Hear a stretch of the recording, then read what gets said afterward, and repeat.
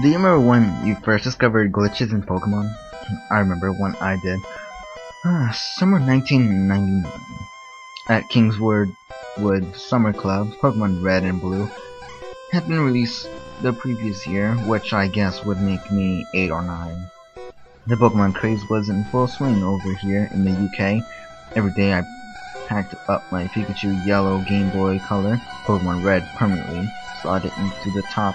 Me and my friends would gather together with our link cables for an epic trading and battle session that lasted the whole day, or just until parents came to pick us up at home time. Around midsummer, our group was starting to feel like we'd seen it all and done it all. Sure, I don't think we'd ever catch them all. Back then, it seemed like an impossibility. We had grinded to level 100, eliminated Elite Four more times than we could remember. The game was starting to lose its draw, and there were still 4 long weeks of summer left. Then we saw MissingNo. I remember the first kid I knew to have him. He told us his brother showed him how to catch it, this super rare, super awesome Pokemon. We gathered around as he revealed that Pokemon to us, that magical distorted reverse L shape that held the key to infinite rare candies. We were all instantly in love and dying to get one of those rare Pokemon for ourselves. So he passed on the secret and showed us how. Within the next few days, our little group was hooked on glitches. We scored magazines for the latest bugs and tricks. We visited Glitch City, battled all kinds of high-level Pokemon off the coast of Cinnabar.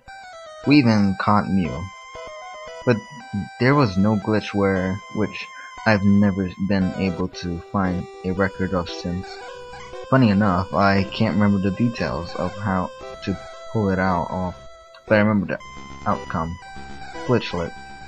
The technique for fighting this little guy followed the pattern of a lot of tenuous Pokemon encountered bugs in Red and Blue. Talk to this dude, fly to this place. It might have had something to do with Culloden. I'm not sure really. Glitchet was just as you expect, a glitched up Diglett. The sprite was mostly intact, but the face was distorted, MissingNo style. There were a few distorted lines though,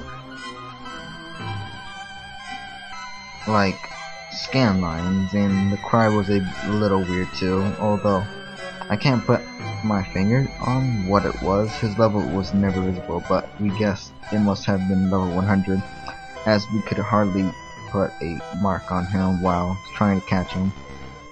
Most of us resorted to one of our many clone Master Balls. The nickname for him, Glitchlett. And that night we eagerly trying out what the guy could do. The next day we all met up to compare results, but at this point we all consider ourselves Pokemon glitch experts. Experience with Glitchet was varied. The one guy claimed it messed up his game so bad he couldn't play anymore and had to reset. Others said they tried to battle with Glitchet only to find the game crashed every time they tried.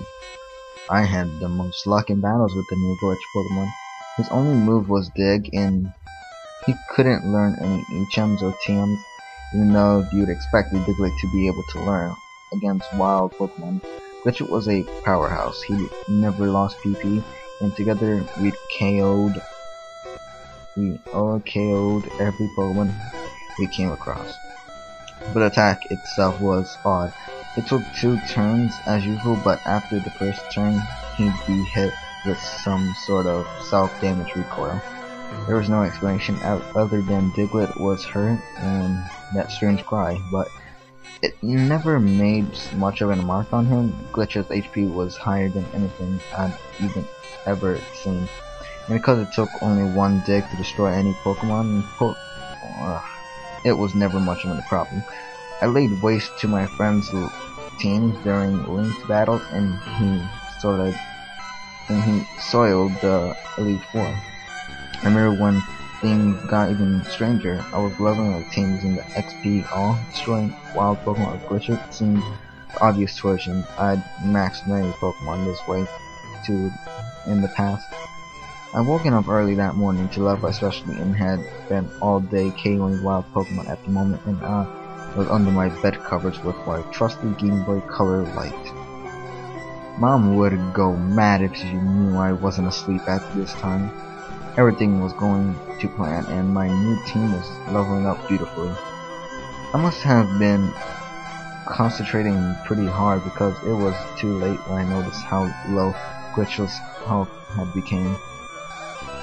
I selected Dig for the final time and watched him begin to descent into the ground. I expected I received the message Diglett was hurt. I heard that piercing cry louder than before, and my stomach turned as I watched his health bar slid towards 0. The bar doubled back on itself and seemed to empty 4 or 5 times before Glitchlett repeated his dying cry. Now, a horrible noise. Diglett was killed. Do you want to use the next Pokemon? I know it's a glitch in these kinds of a cliche in these kind of stories, but I remember that vividly. I selected no. My other team members wouldn't have made a mark on this ending at Pokemon anyways. I was warped to the overworld and found myself back in the unknown dungeon opening my Pokemon team. Confirmed that what I've seen before, my beloved Glitchlett at the top of the party, health reduced to 0. I selected him. I'm not sure what good I thought I might have done and noticed that something was different. Maybe it was there before, but I think I would have noticed that Dig was not selectable outside of that. I thought for a moment maybe it was the atmosphere, but this move was something showing me. Glitchlett had never been damaged by any wild Pokemon, only by this move. It wasn't even as though he's hurt himself in confusion or with recoil. Whatever he had hurt and only killed him had been underground all along, waiting and sapping Glitchlett's life each time I sent him to attack. His death cry echoed in my ear, and as I realized what I'd done, my thumb hovered over the A button, my brain willing myself to dig and get out of the cave, but my stomach felt sick. What was down there anyways? I was stuck with no choice. The exit was too far away. My remaining Pokemon would be destroyed if I tried to get there. With a lump on my throat, I dug, and my sprite began spinning into the earth, and the screen went black.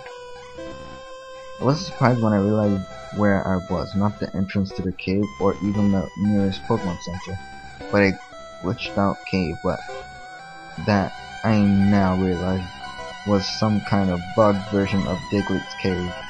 I checked my Pokemon and saw Glitchet's health had been restored. He was now my only Pokemon. The other 5 members of my team missing entirely. I chose Dig again. Oak scolded me. Apparently this wasn't the time to use that. With no means I escaped. I set off looking for the exit, but my sprite moved slowly, more of a crawl than a walk. As I moved, the cave's walls bugged out, turning red and flexing and swelling in and out like the lungs if I lost it. So slowly, music began to play, high pitched and distorted and horrible. It was quiet at first, but grew louder with every step. As it played, something became familiar, a familiar tone beneath the whirling, bugged notes. Without thinking, I began to mouth the words to the music. Diglett, Diglett, trio, trio, trio. Diglett, Diglett, trio, trio, trio. Then I encountered a Pokemon. A wild Dugtrio appeared. As the distorted battle music began, the level 225 Dugtrio appeared before my eyes. The cry was awful. warped scream that seemed to become a gashing crunch before stopping entirely. Dugtriel's sprite, like Glitchlett, was deformed. Dugtriel's 3 faces, with hollow eyes, twisted into pixelated hollows that looked somehow awful, painful. The bottom of the sprite was unrecognizable. It looked as though 6 deformed clawed arms were rising from the dirt around Dugtriel's body. My only Pokemon was released, and Glitchlett's back sprite appeared before me. His cry played again, quiet and seemingly a lot weaker. I was just a bystander now as the game took control, selecting an attack from the menu. Of course, Dig was only a option. My hands were sweating as I gripped the Game Boy tight. My breath was hot on the screen. Dugtrio went first. Dugtrio used Scratch. It hit 5 times. Each tear triggered the pitiful cry from my Glitch Pokemon. Glitchet was left with a sliver of health as he retaliated with an attack of his own. Dugtrio struggled. It hardly made a mark as expected, but it was strange how Dig had never lost PP before. As previous, the game selected the next move as attack was chosen. I noticed that Glitchless suddenly had no moves. 2 words appeared where the first 2 attacks would have been. No hope. Dugtrio's cry echoes again as it launched an assault of scratches with its deadly, horrible arms. Glitchet was killed after the first strike. Diglett is dead.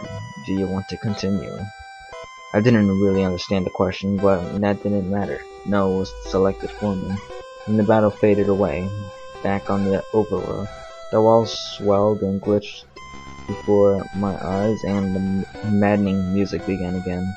I expected a Glitchlett. His sprite had changed though, now, although his face was never visible like Dugtrio's. It seemed to be formed into a pixelized screen. Dark brown streaks cut through the sprite. They looked like claw marks or blood. I pressed on. I don't know what I was thinking at that stage. Just that this tiny Pokemon had infected my game in a much bigger way than expected. Glitch Pokemon seemed kind of wrong to me then, as though it was something I ought not to have been messing with. Something we didn't understand or couldn't control. With no Pokemon left, I was surprised to find that I didn't black out or warp to a Pokemon Center. The game was continued as usual. It was only a few steps before the Pokemon Encounter theme played and the screen turned black. A wild Dugtrio appeared. This Pokemon sprite was different to the last, almost completely disfigured. The cry seemed as though it wouldn't end, screaming and wailing as a pixelated monster appeared on the screen.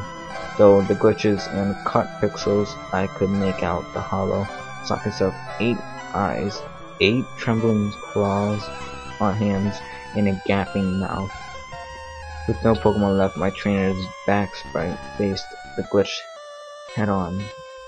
Before my eyes, the screen faded as my Game Boy batteries cut out. Whatever had just happened gripped me with fear. That night I didn't sleep. I even took the game out of the now dead Game Boy. Although I'm not sure what that would have happened. Days later, I started the game up. I did not save during what had happened, so I was returned to my last save. Glitchet was at the head of my party. Dig his only move. I thought for a moment before abandoning that game forever and starting a new one.